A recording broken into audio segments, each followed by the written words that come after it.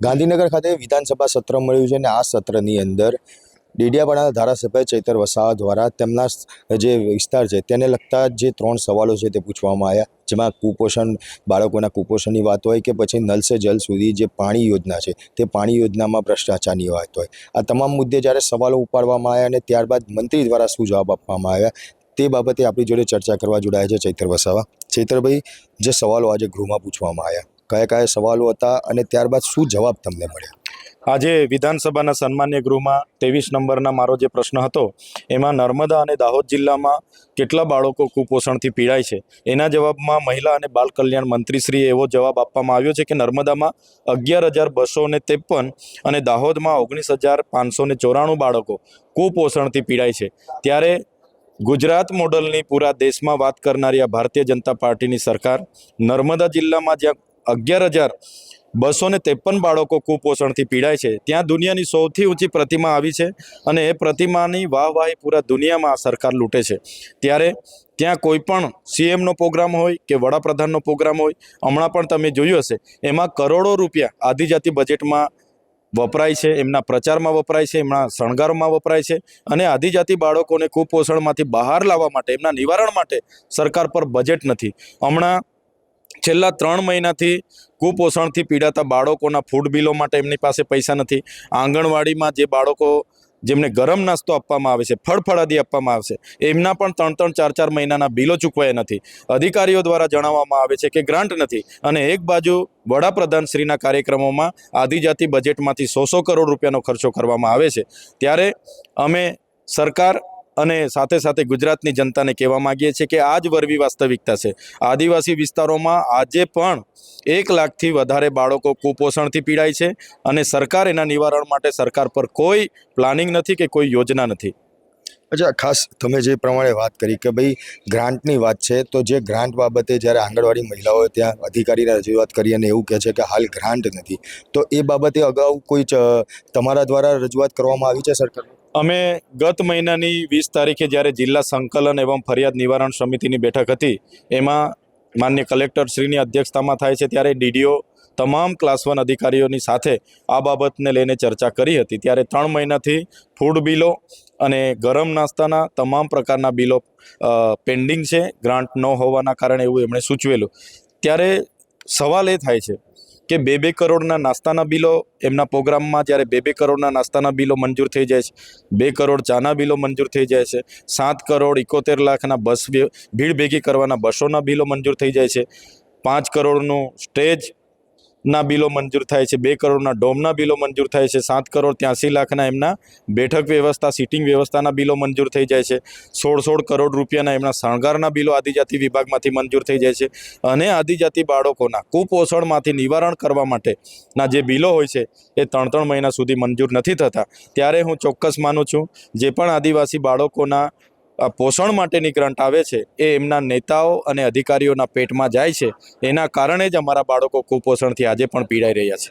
બીજા અન્ય સવાલો કયા કયા હતા? બીજો મારો 44 નંબરનો જે પ્રશ્ન હતો, 46 નંબરનો, કે ભાઈ સાપુતારાથી સ્ટેચ્યુ ઓફ યુનિટીને જોડતો જે ગ્રીન કોરિડોર મંજૂર કરવામાં આવ્યો છે, અમારા વિસ્તારના 21 ગામોના ખેડૂતોની એમાં જમીન જાય છે.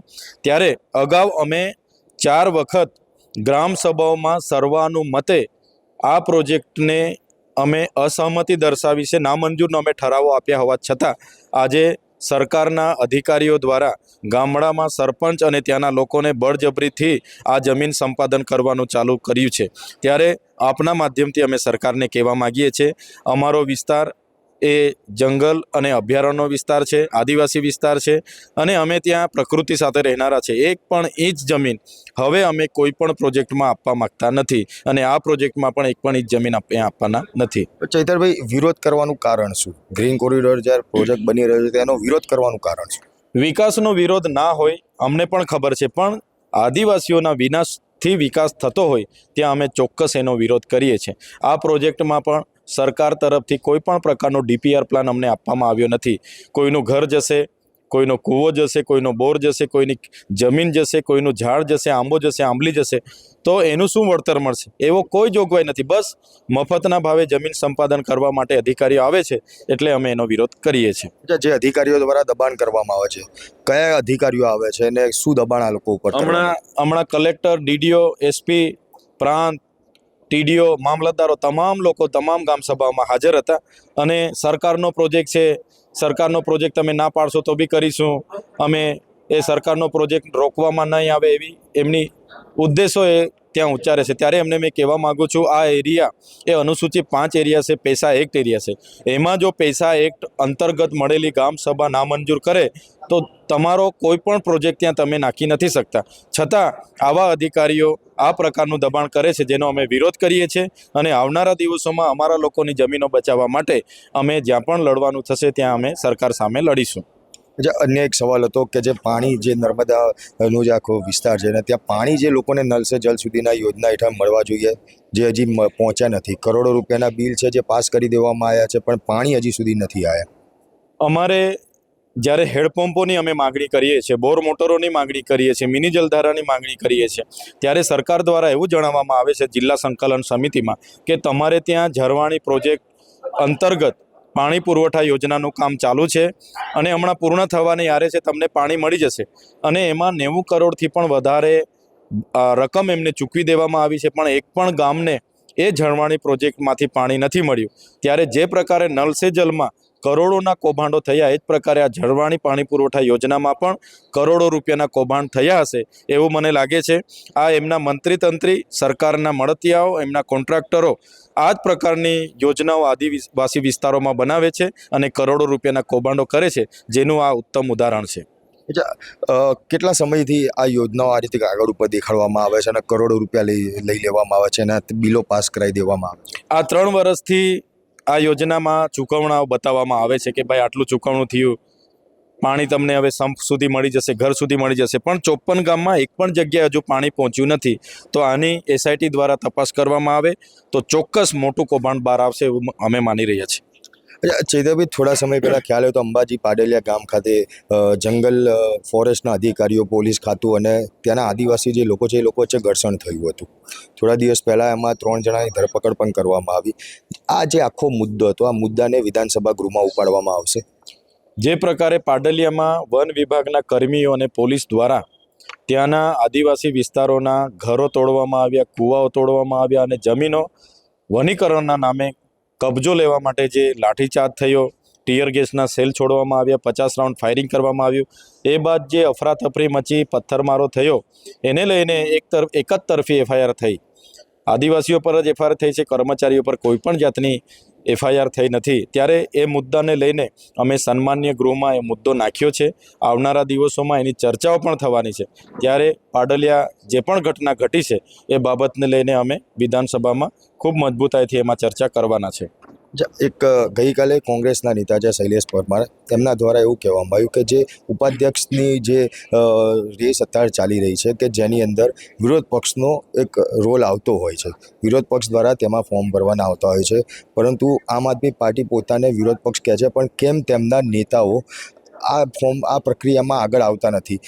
ભાજપની બી ટીમ આમ આદમી પાર્ટી છે તેવું તે હજી પણ કહી રહ્યા છે. તમે બધું જાણો છો કે 162 ધારાસભ્ય વિધાનસભામાં ભાજપના છે, 3 અપક્ષ પણ એમની સાથે છે અને સામે અમે 4 જણ છે.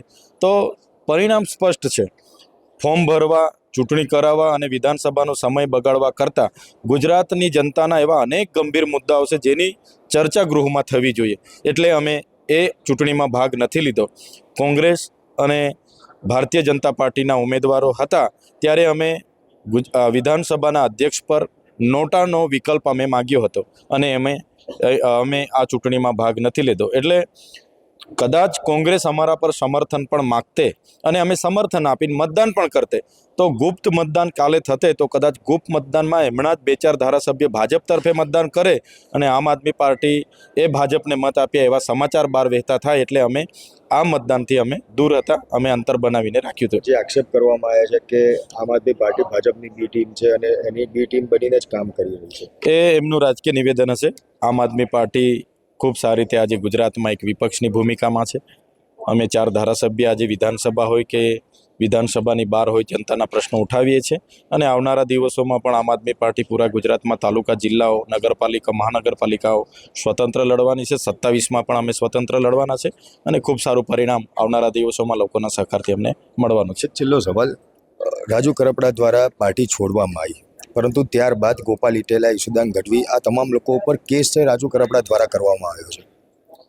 હજુ એ બાબતને લઈને મેં ધ્યાન નથી દોર્યું, જોયું નથી. હું છેલ્લા વિધાનસભાની તૈયારીમાં 3-4 દિવસથી અહીંયા જ છે અમે, એટલે એમાં અભ્યાસ કરીશું. અમારા લીગલ ટીમની પણ સલાહ લઈશું અને જેમના પર પણ ફરિયાદ થઈ છે એમાં શું આગળ આગોતરા કરવાના છે કે એમને રજૂ કરવાના બાબતે અમે આગળ ચર્ચા કરીશું. તો બિલકુલ ખાસ વિધાનસભા ગૃહ જે ચાલી રહ્યું છે કે જેની અંદર પ્રશ્નો ઉપાડવામાં આવ્યા, ભ્રષ્ટાચાર થયો છે તેવા આક્ષેપો છે તે પણ કરવામાં આવ્યા છે. તેની સાથે સાથે અંબાજી પાડલિયા ખાતે જે ઘટના બની હતી તેને લઈને પણ વિધાનસભા ગૃહની અંદર ચૈતર વસાવા દ્વારા સવાલો છે તે ઉપાડવામાં આવશે. ત્યારે હવે આ જ ઘટનાને લઈને તમારું શું માનવું છે, તમારું શું કહેવું છે તે કોમેન્ટ બોક્સમાં જરૂરથી જણાવજો.